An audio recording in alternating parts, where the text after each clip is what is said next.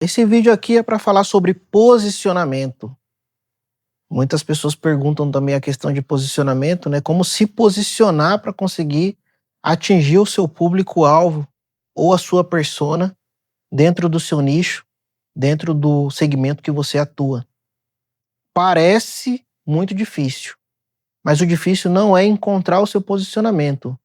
Muitas vezes a dificuldade está em manter o seu posicionamento ou entender que o seu posicionamento, muitas vezes, ele não vem do que você faz, mas ele vem do que o seu público entende. Isso é um conteúdo que eu aprendi na época da faculdade ainda, sobre comunicação, né? Quando a gente fala de publicidade.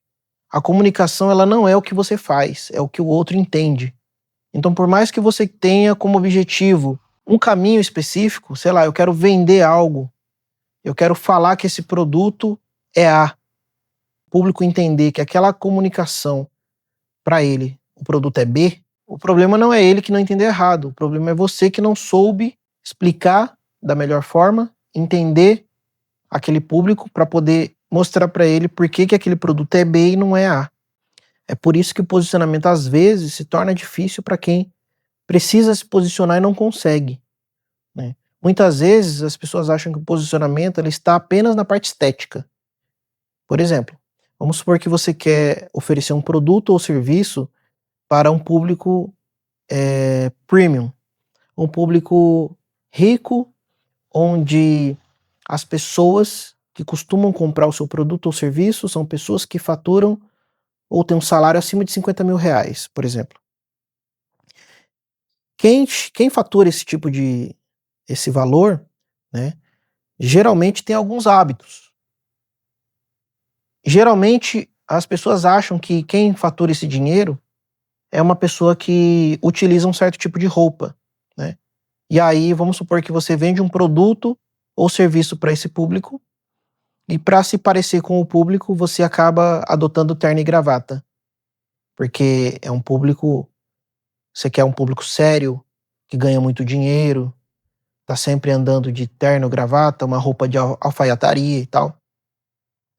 Mas hoje em dia isso não tem nada a ver mais, porque tá cheio de gente aí que usa bermuda, boné e fatura muito mais de 50 mil por mês. Tem um salário muito alto, né? Independente se é, sei lá, um artista, um jogador, um esportista, um cantor, alguém que trabalha na rua, às vezes. Tem gente que trabalha na rua que ganha muito dinheiro. Uma pessoa que tem uma loja, ou uma cadeia de lojas, mas é uma pessoa com uma vibe alternativa, gostos diferentes. Então você não pode ir apenas pela estética, entendeu? A estética, ela vai partir do ponto de identificação com um pequeno nicho de público. Por exemplo, se você vende produtos para um público aficionado ou muito fã de rock and roll e metal, geralmente a estética desse público é uma estética de cores pretas, né, de uma estética mais neutra, uma estética mais séria, mais sisuda, né, muito couro, aqueles, sei lá, pulseira de espinhos, cabelo meio punk, assim. A gente meio que tem esse estereótipo, né? Nem sempre é assim, claro. Eu tô pegando alguns pontos específicos, né? É totalmente diferente. Então você tem que pensar muito bem na questão do posicionamento com base em quem você quer atingir. O posicionamento não parte de você. O posicionamento parte do público. Então você precisa muito mais falar menos e ouvir mais. Como é que você pode fazer isso? Você pode fazer isso através de perguntas, caixinhas de perguntas nas suas redes sociais, e-mail marketing com avaliações, com pesquisas. Você mesmo pode ligar, fazer pesquisa de campo, você pode colher informações no pós-venda. Então depois que alguém compra algo de você, você pode fazer uma pesquisa e perguntar sobre essa pessoa como foi a experiência, por que ela comprou esse produto ou serviço, o que esse produto ou serviço teve que gerou nela curiosidade de conhecer sua empresa ou despertou a vontade de comprar de você. Tudo isso você tem que analisar e aí você vai conseguir colher dentro dessas pesquisas, dessas perguntas, alguns pontos que são comuns entre eles e que vão te dar resposta para você se posicionar ainda mais. tá? Por exemplo, esse canal hoje, chamado Iniciei no Digital, que é o meu canal no YouTube, antes de ele se tornar Iniciei no Digital, ele tinha o nome Ads Digitais, que é o nome da minha agência de marketing digital. O foco desse canal era colocar os meus conteúdos de agência para apresentar para clientes, como se fosse um portfólio online, tá? E a partir do momento em que eu saí não saí, na verdade eu incorporei a questão de aulas, né? Me tornei também instrutor, professor, e fui percebendo dentro das aulas, através dos alunos, dos feedbacks que eu recebia, que muitos deles tinham conhecimento muito simples ainda, a curva de aprendizado para eles ainda era bem alta, com relação a muitos termos do marketing digital, né?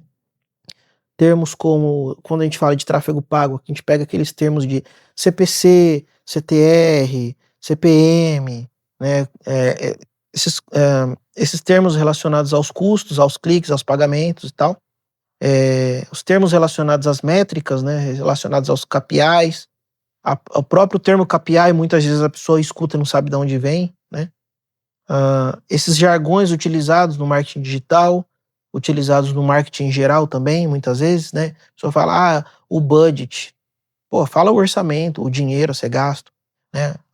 Os gurus, né? Os profissionais ficam utilizando esses termos para parecer mais chique, talvez, não sei.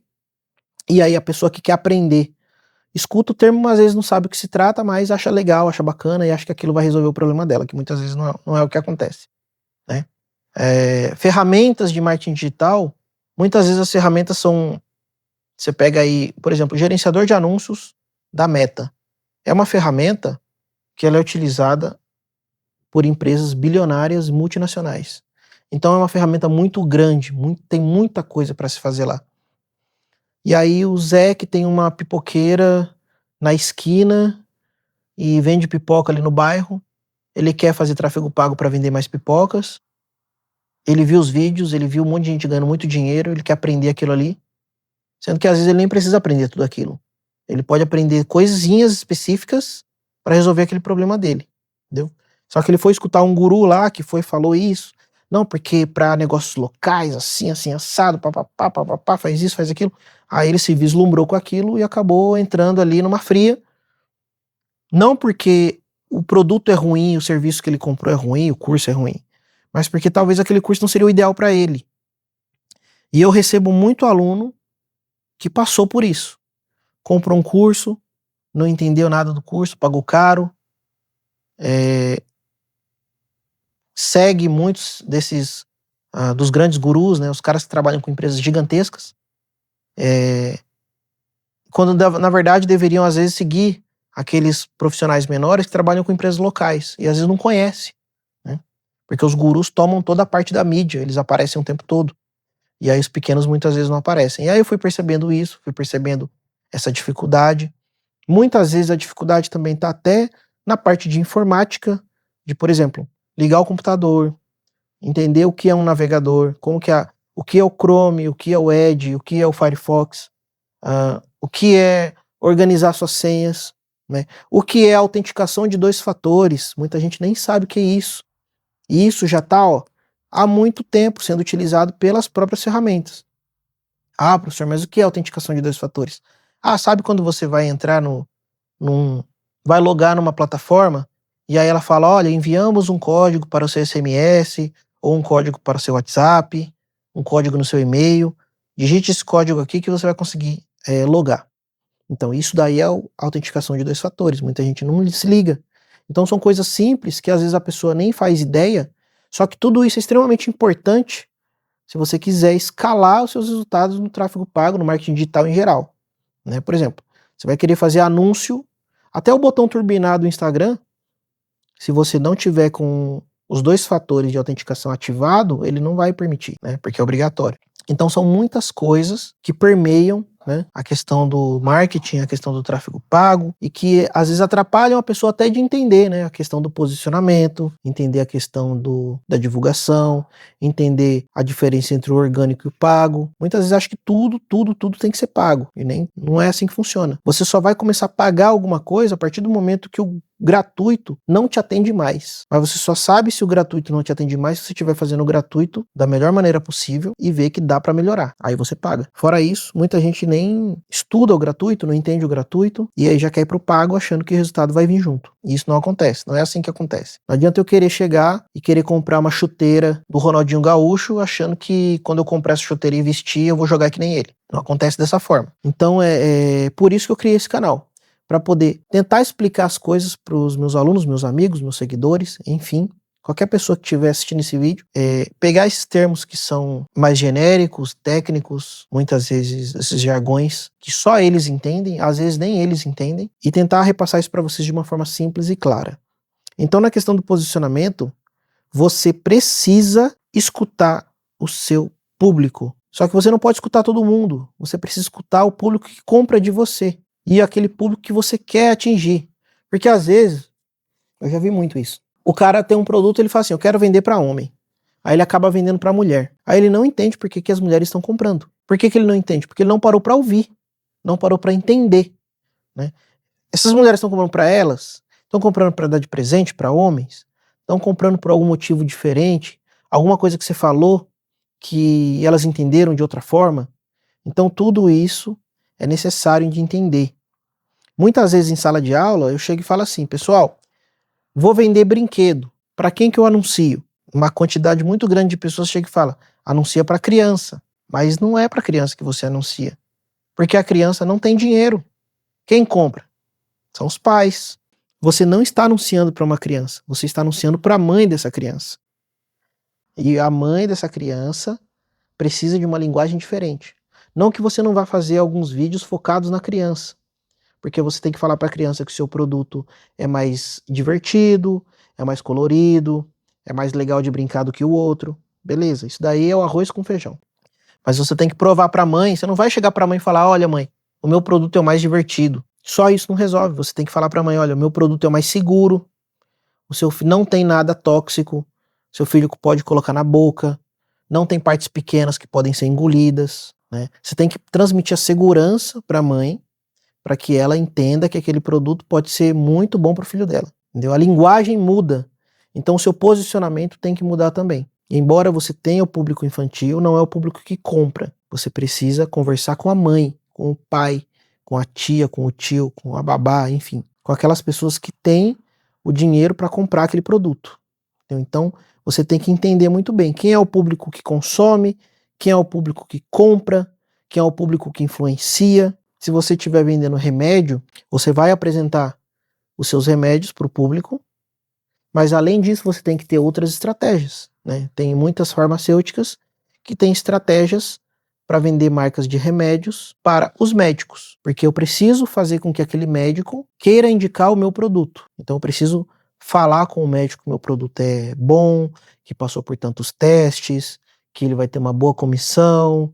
Enfim, eu tenho que convencer aquele médico de que ele indicar o meu produto, ele vai estar ganhando em diversos fatores, em diversas áreas, e que aquilo pode até alavancar o nome dele na região, por exemplo. Enfim, vou tentar fazer com que esse vídeo não fique comprido, então vou finalizando por aqui, mas é isso. A questão do posicionamento é você parar de tentar forçar aquilo que você quer passar, o seu posicionamento, procurar entender. Por isso que eu mudei o nome desse canal, que era Agência, e aí falei, cara, meus alunos estão com muita dificuldade com relação a coisas que para mim é simples, porque eu passei por isso, mas para eles não.